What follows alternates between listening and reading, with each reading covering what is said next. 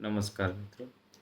હવે આ બધા બેચલરેટ્સની એક્ઝામ પતી છે, રિઝલ્ટ્સ આવી ગયા છે અને હવે એલએલબી માટે જે સેન્ટ્રલ પોર્ટલ ઉપર બધા લોકોએ રજિસ્ટ્રેશન કરાવેલું છે અને હવે સેન્ટ્રલ પોર્ટલ ઉપર એલએલબી માટેના ફોર્મ ભરાવા જઈ રહ્યા છે અને અમુક લોકોના ભરાઈ ગયા છે.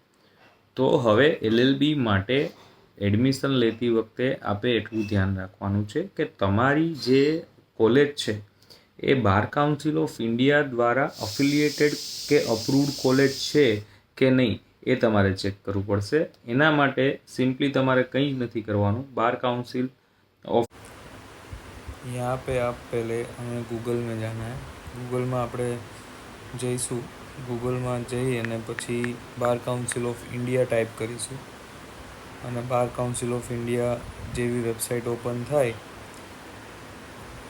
એ પછી આપણે તેમાંથી અહીંયા ક્લિક કરી અને જવાનું છે રેકોગ્નાઇઝ યુનિવર્સિટીઝમાં. તમે જશો તો અહીંયા આખું લિસ્ટ આવી જાય છે. ORGની વેબસાઇટ ઉપર જવાનું છે, બરાબર. ત્યાંથી તમારે લીગલ એજ્યુકેશન અને અહીંયાથી સિલેક્ટ કરવાનું છે. ત્યાં લીગલ એજ્યુકેશન ઉપર આપ સ્ક્રીન ઉપર જોઈ રહ્યા છો. લીગલ એજ્યુકેશન ઉપર સિલેક્ટ કરશો, આમાં ફ્રન્ટ કેમેરો રિવર્સ દેખાઈ રહ્યું છે, તો હું તમને લિંક આપી દઉં છું. રેકોગ્નાઇઝ યુનિવર્સિટીઝ એન્ડ કોલેજમાં ક્લિક કરવાનું છે અને ત્યાં પછી તમને એક ઓપ્શન આવશે approved list of CLE and law college and universities. ત્યાં જેવું ક્લિક કરશો એટલે આખું લિસ્ટ આવશે.